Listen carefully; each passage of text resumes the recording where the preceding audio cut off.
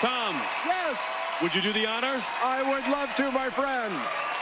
Live from Hollywood, it's the 20th birthday party of Dancing with the Stars. I'm still having the emotional, I called it an emotional tsunami, but the best kind of tsunami to have. Yeah. You obviously exited 5 years ago. So Yes. people have been begging since then for your return. So what was it that finally got you to say yes? Well, it was Conrad Green, who was my original showrunner, and he is back doing a wonderful job with the show again. So he reached out to me because we had stayed friends for 20 years. And, it was really him. Yeah, if it was the old gang that I locked horns with, never mind. Did it take any convincing at all? Or did Conrad call and you said, where are we? No, it didn't. Actually, Conrad had invited me to sit in the audience for the 500th show, and that didn't feel right, and I'd get really fidgety. But we had lunch a few months ago, and I said, hey, you know what? Because the anniversary's coming up, and I appreciated your outreach before. Here's a scenario I'd be comfortable with. Come back as a guest judge, only gonna charge you scale, but you have to make a contribution to the Motion Picture and Television Fund, which I have supported for years. And clearly they met my terms.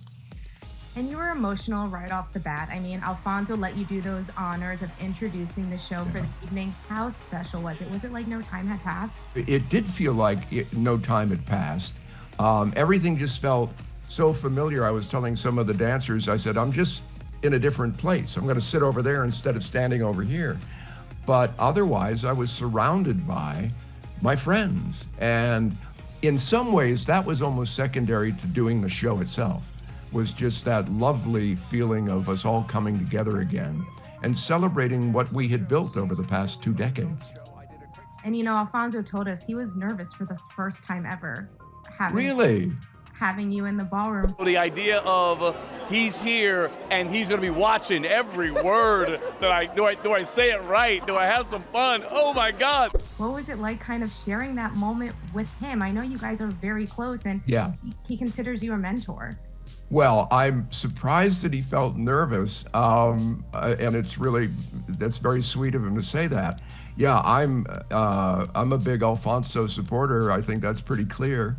And I just loved that moment at the top when he asked if I wanted to kick it off, and we just stood there with our arms around each other. And, it was important to me that if there were any viewers who had any doubt about our friendship, that it visually was conveyed in that moment, which is because at one point, I think Derek had said, now, do you want to do that? Do you want Alfonso to hand you the mic and then just sort of fade off? And I said, no. This is the moment where we say, look, guys, Tom's on top of this and loves the fact that Alfonso's doing it.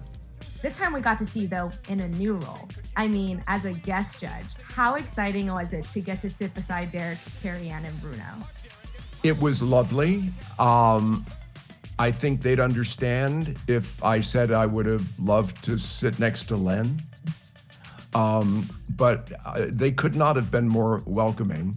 And I didn't make any pretense that I was going to be the technician, talking about foot placement or lifts or all that kind of thing. I think you saw, I responded emotionally to what was happening on that level. And I think it worked out pretty well. I had a ball.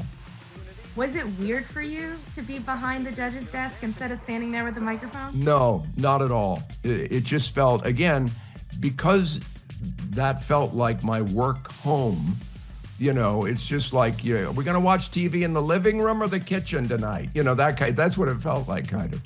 And you mentioned Len. I mean, what do you think he would have thought of you, more or less sitting in his chair for that evening? Well, I was sitting Len adjacent because that's Derek's seat now. But I'd like to think, look, we loved each other. We had a great friendship.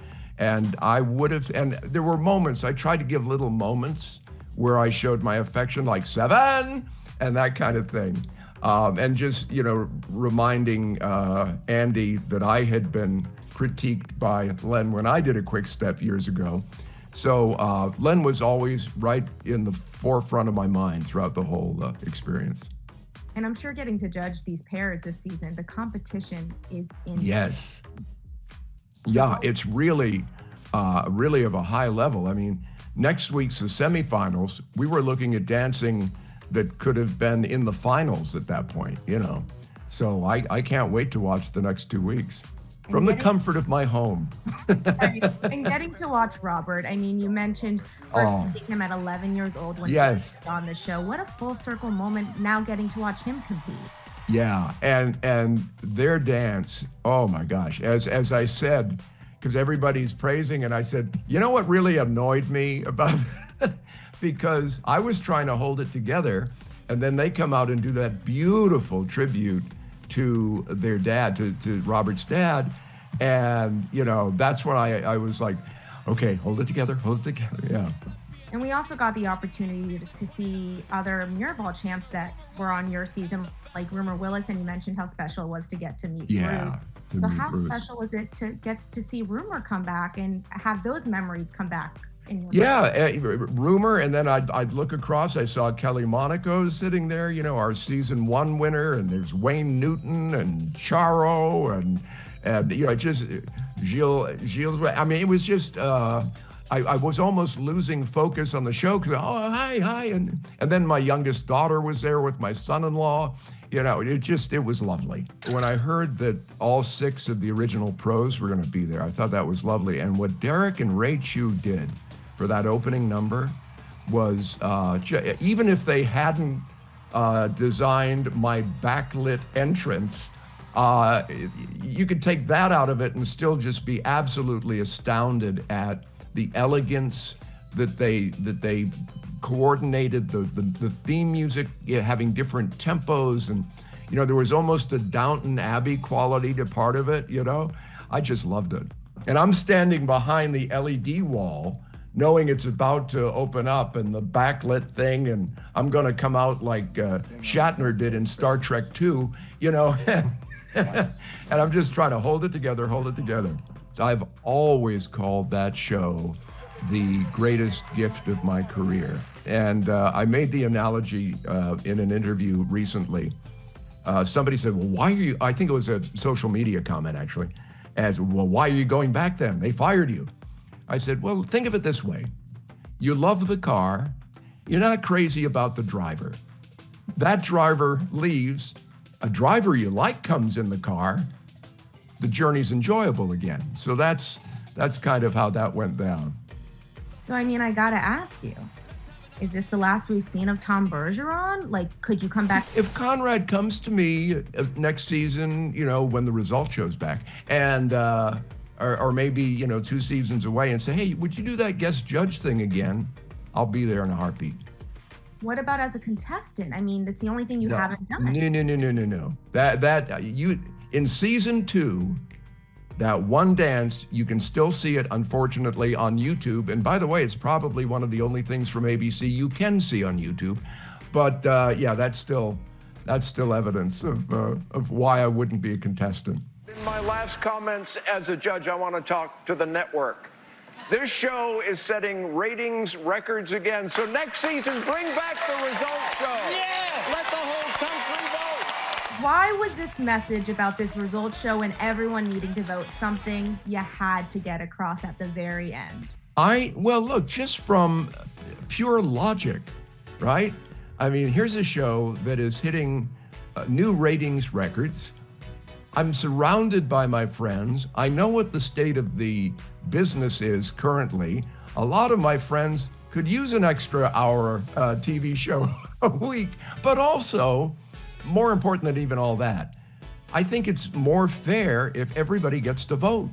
You know, when you have only 2 time zones voting and the rest are voting blind, if at all, you know, that's not fair. And I don't know what all of ABC's schedule is, but I gotta believe they could carve out a Wednesday night hour and enjoy better ratings than some of the other shows that are currently on.